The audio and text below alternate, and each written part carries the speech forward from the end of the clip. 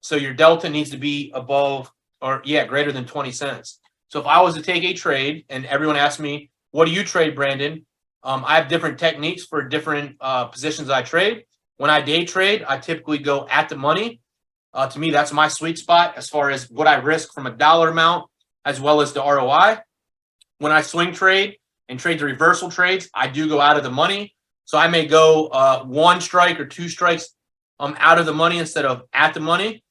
As long as my delta is above 20, like I will take this one for 72 cents. And you can buy 10 of these for $720. That's a pretty good risk for me. You know what I'm saying? But I'm also going a little bit farther out of the money. And that's just me. But I still have a plan. You know what I mean?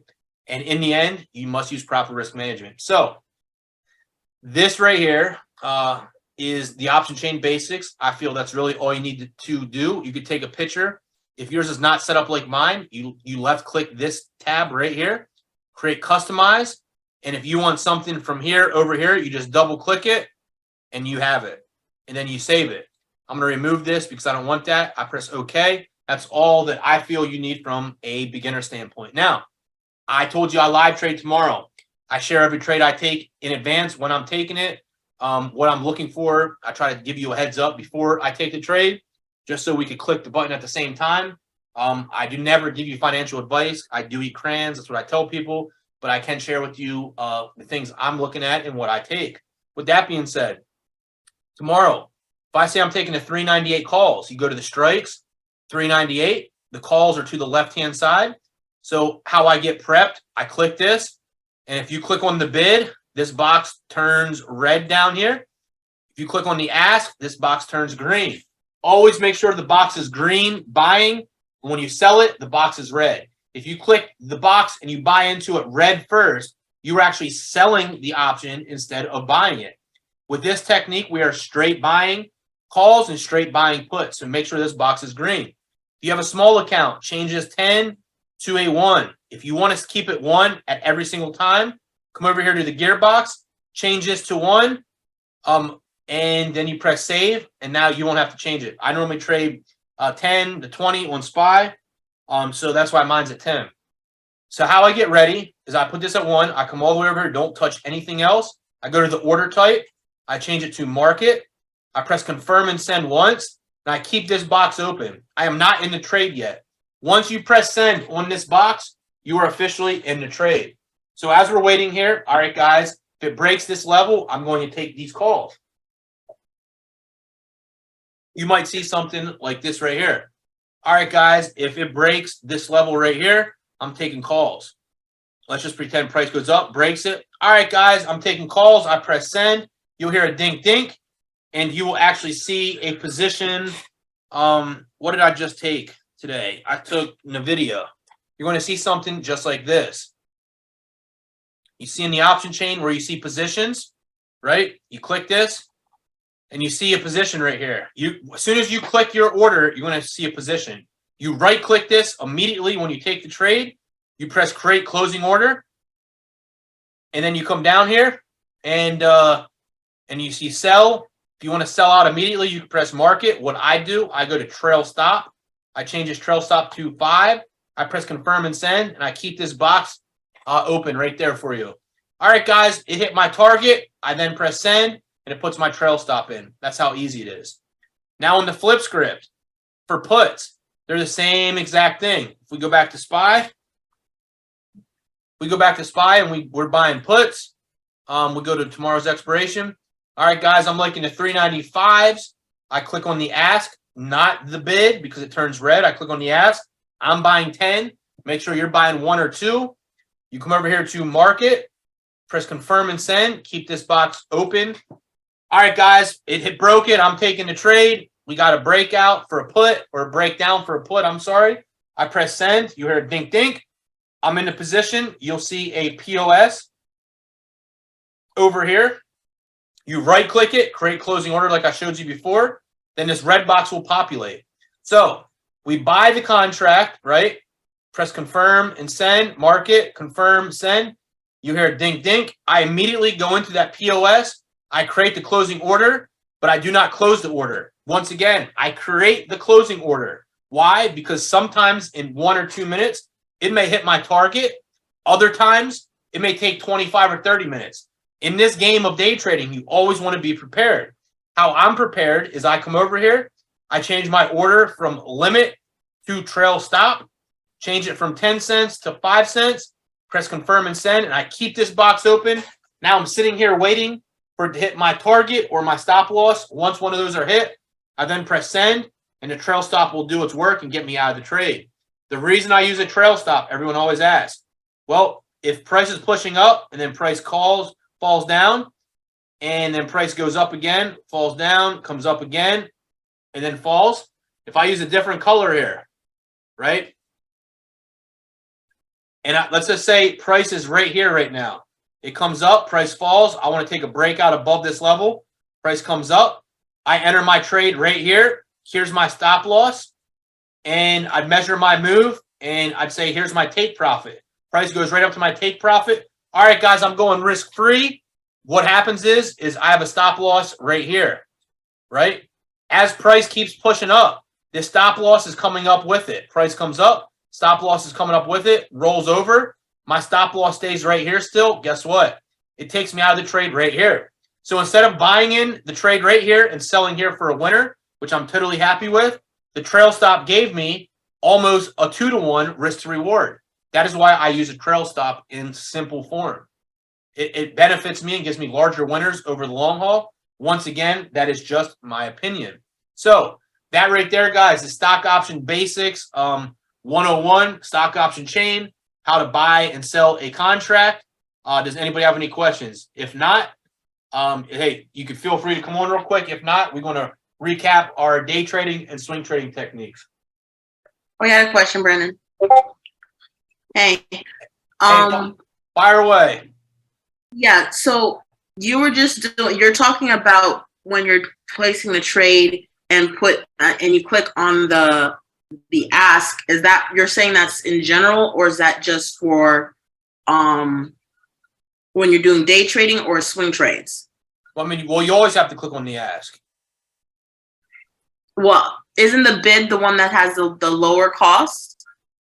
Yeah, but if you click on the bid first, you're actually selling the option. So if you click on the bid first, you can't ever like if you market order in on the bid, you're going to you're actually selling the option. So it's a little bit different of a technique than buying straight calls or straight puts. Now, if you always got to click on the ask. Now, if you want to get something cheaper, you could use a limit order and drop this price down and try to get filled on the bid. But in the moving market, you may get stuck missing out on the trade because it may take off in your favor. So for me, when I'm day trading SPY, especially, and the spread's 3 cents or 4 cents or $3 or $4, to me, it's not worth $3 or $4 to try to get in at a cheaper price than just market order into the trade. You follow me?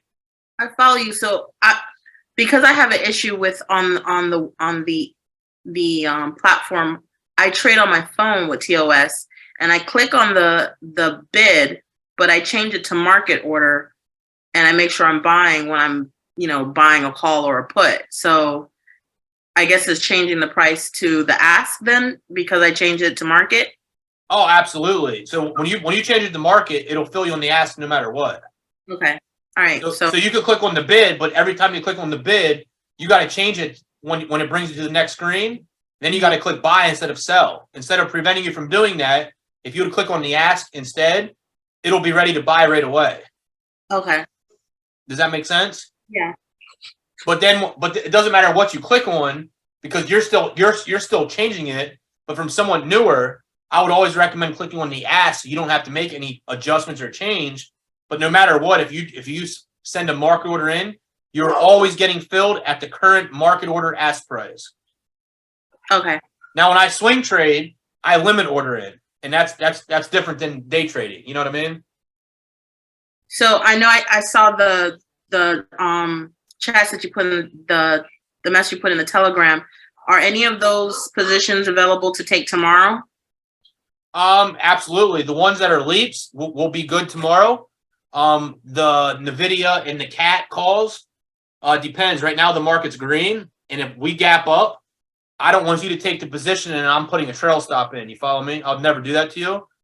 So it just depends. If we open up red tomorrow, I'd say take all of them. You know what I mean? But if we open up green tomorrow, the trades that I have 2 weeks of expiration time on, I'm more than likely going to be setting my trail stop and never looking back. You know what I'm saying? Okay. So I don't know what's going to happen. I mean, the night's young still. Right now it's green. I hope we wake up with 200, 140, or 30, and I'm going to have a grand slam day. You know what I'm saying? But for the leap ones that we went out to next year, you could buy those. But once again, I'd really wait for a red day to get in. You get them at a discount, but we'll see what happens. You know what I mean? Okay. All right. Do you have any other questions? No, that was it. Thank you. I got a question. Hey, what's up? For real. I just heard you talk about the delta. I heard about that, but when you say when the market pushes up, you get paid more than when it goes down when you're in a call. I mean, with these, I was just wondering, is it the same with puts? Because you said something about the delta. All right. So the delta tells us how much we're going to make for every dollar it goes in our favor, and how much, like, for every dollar it goes against us. So if you're curious about what you're trying to make on a specific trade, you can look at the delta and you can get a good idea of what you're going to make when something moves X movement in your favor. It doesn't matter whether you're on the call side or the put side. The only difference is that typically when you're in a put, the market normally drops a lot faster than it rises. So people say you make more money on the puts. The truth is you really don't. You make the same whether you're in a call or a put. But when the market drops faster in your favor, then sometimes you get the IV hike resulting in higher profits. Yeah, I just set up my charts. I didn't have delta on my in my strike price, and I just watch you do that. So I got it set up now. No, man, you've been missing out, bro. Don't drive my well up tomorrow. Yeah. All right. But yeah, so what we were saying is, like, the delta tells us, so like me and you, we trade SPX. So if we go to SPX and you look at the delta, we know that if we look at, we can put SPX up right here. Let's just say, for instance, we zoom in and we have a call. Say we're taking a breakout here and our target is right here, right? And our stop out's right there. So the middle is our entry for calls. Here's our stop out. Here's our take profit. Mm-hmm. Well, if price is 39.63 and our stop loss is 39.55, we're just going to say 53 just for simplicity purposes. 63 and our take profit's at 73. We know we have a 10-point target and a 10-point stop. So if we come here to a contract and you take the 39.65, you buy one contract for $2,200. If it moves 10 points in our favor, we know that we're going to make at least $500 net profit on that one trade. Right. Right. If it moves 10 points against us, we're probably going to lose about $500. You follow me? Right.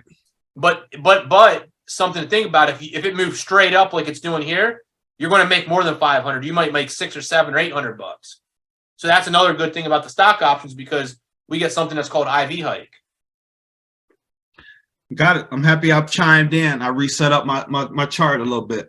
All right. Well, I'm just going to have to, I'll kick you out of the room tomorrow so you don't drive my well up, so you're not doing what I'm doing. Just kidding.